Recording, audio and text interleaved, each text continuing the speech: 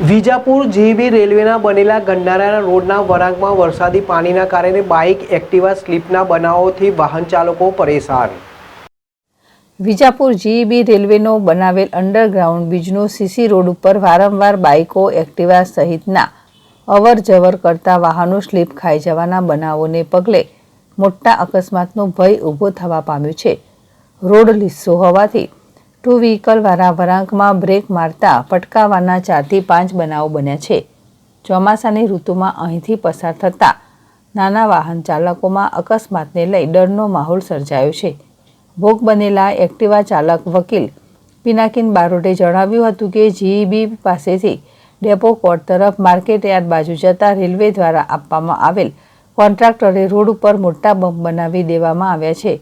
વળાંક વધુ ઢારવાળો અને લીસો બનાવી દેવામાં આવતા અવરજવર કરતા નાના વાહનો સ્લીપ ખાઈ જતા હોય છે। અહીં નાના અને મોટા વાહનો પણ અવરજવર કરતા હોય છે, જેના કારણે અહીં મોટો અકસ્માત સર્જાય તેવો ભય ઊભો થયો છે। અંડરગ્રાઉન્ડમાં ચોમાસામાં 1-2 ઇંચ જેટલો વરસાદના કારણે પાણી ભરાઈ જાય છે।